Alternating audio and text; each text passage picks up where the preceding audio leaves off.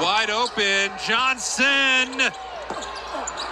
No, but a soaring rebound by Suter to Tipton. Pow!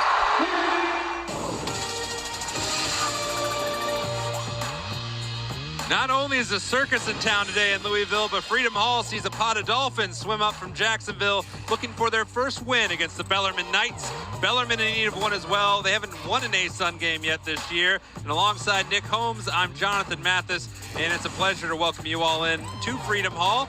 Nick Holmes, welcome back on Alumni Day. Yeah, thank you. Pleasure to be back. Excited to look for a good basketball team. Both these two teams desperate for another win, for Jacksonville in the A-Sun and Bellarmine to get off the schneid and get their first A-Sun win. Rebounding key today. Jacksonville pretty good at it. Bellarmine's got a big boost from Langdon Hatton. Absolutely, and Langdon Hatton. After a brief sojourn to Providence, Jim Crowley's back at his stomping grounds where he took the Bonnies to 2 NCAA tournaments, and he calls the confines comfortable. And they should be. I mean, he's St. Bonaventure's all-time winningest coach. He's incredibly successful, led St. Bonaventure to a Sweet 16. You know, I mean, the guy, he knows how to coach. And this rebuild, and that's what it is, it's very much a rebuilding process. It's not going to take him as long to get it going this second time around as it did the first time. He said he thinks he's learned some tricks to the trade to maybe circumvent some of the hiccups he had the first go-around. I mean, he's just much more experienced, he's more mature, and he just understands now exactly how he wants to play. And he's been very impressed with how the Bonnies have handled him. He said he's not the easiest cup of tea to swallow, but they've adapted quite well. And they're defending much tighter on this possession. However, Alyssa Fisher is a handful no matter what. I like the patience by Loyola. It is not going to be easy to score against the pack line defense. That's the whole point of playing it. But I liked Loyola's patience, and they worked until they got a good uncontested shot.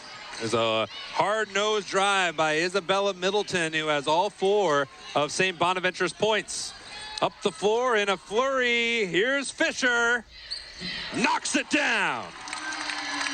That's great basketball against the pack line. They were able to go inside and then get that 3 outside. Those are the types of threes that makes Loyola successful. Fisher got off a scoring slump 3 games in a row where she really struggled offensively, averaging 3 points per game. That one's a turnover. But also, Sam Gallinopoulos struggled the same stretch, the 2 leading weapons for Loyola, and then they both bounced back last time out.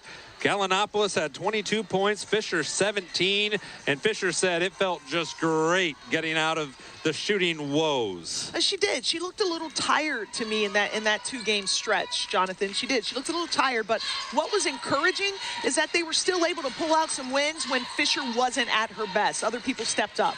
Nolan misses a 3.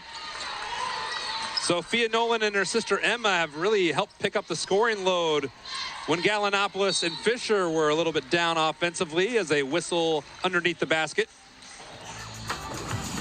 Halftime in Freedom Hall. That's Nick, I'm Jonathan.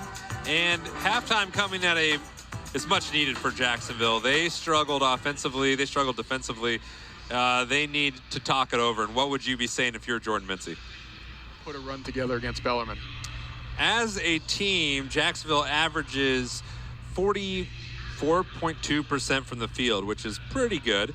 But so far today, they're in 35 range. It's not going to cut it, and they're shooting worse from 3. Absolutely, and they're 1 for 11 from 3, so they've taken a lot of threes. They've actually been open on quite a bit of them. They haven't made any of them, so they got to make a couple more threes. But a lot of that, they were kind of settling for threes too. They got to get some more inside touches and then look out for those threes, kind of on the kickouts. So, and then on the flip side, Bellarmine's just done just about everything right. I mean, Coach Davenport's going to walk in and say, whatever we did that first 20 minutes, we want to duplicate that in the second half. And if you don't want to take our words for it, we can show it to you. Very classic Bellarmine night basketball. Absolutely. Landon Hatton's already on his way to a double-double. So Johnson, after getting a little scolding, back in the game. It was 19 points lead with about 19 minutes to go, and they 17-point shaving in 9 minutes. Not even a full 10 minutes. Yeah, you can't dribble into the trap. Johnson in major trouble now. Whelan plucks it up and lays it in. 16 for Bash Whelan. He has been the whole offense, almost literally, for Bellarmine. He scored 6 of their 10. A humongous break there for Bellarmine.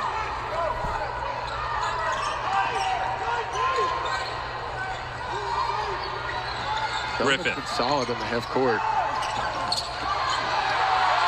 And there's the rebound by Whelan. He's fired up. Bash Whelan has been the stabilizing effort for Bellarmine in the second half when they've had a moment. Hatton inside, lost the ball going up and was fouled going up. Bash Whelan just trying to motivate this Bellarmine team to come back alive. Felt pretty good about themselves being up 17 and a half, and Jacksonville said, we're not going anywhere. We're not coming all the way up from Jacksonville, Florida, getting drubbed by 25. Yeah, they didn't want to come all the way up, make that long swim just to lose twice in Kentucky before going back home. They fell to Eastern Kentucky back on Thursday. So Bellarmine had to do that. I mean, Landon Hatton was having his way in the first half. And, you know, the press, and when you turn the ball over, you can't run your offense if you're Bellarmine. You can't get it inside to Hatton. It all starts, I mean, if Bellarmine wants to win this game, you know, they can't have more than about, I'd say, 3 turnovers. 2 to 3 turnovers. You turn the ball over, we see what happens, how fast that 19-point, you know, up by 19, you turn the ball over a handful of times, Jacksonville could score. Especially with McCray coming alive. That knocks them both down. Very confident from the free throw line today, 4 for 4. And Bellarmine getting some encouragement on defense. I'm coming out, this could be I would think you'd set a pick and roll for him. Here it comes if he sets it. McCray, pow! I think every possession's got to go through McCray. He's 17. Jacksonville's going to drop into a zone.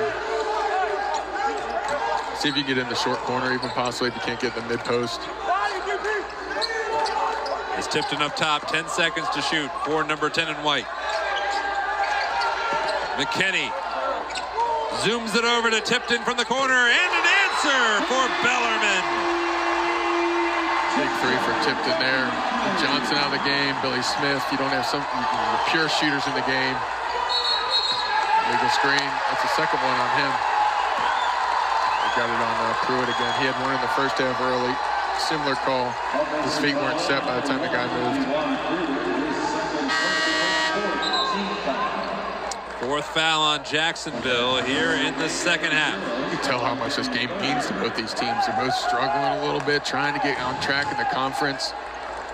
You don't play again for a handful of days. It's the Saturday game, second kind of game on the week. You play Thursday, Saturday. And this is also a recent history. We said earlier that Bellarmine has won 5 in a row against Jacksonville. All 5 times they've played. Hadn't had a stripped on the way up. He was fouled by Yossi Powell.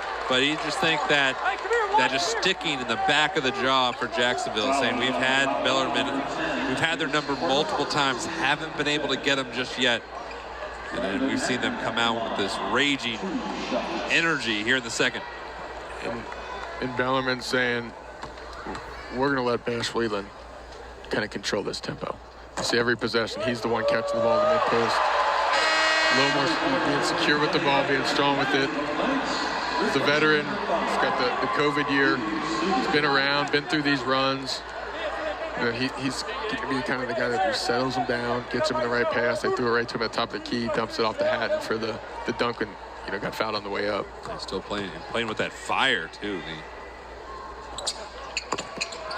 Missed free throw by Langdon Hatton, 5 for 6 today. There you go. Bash Whelan leading the way for Bellarmine. Robert McCray, most of that in the second half.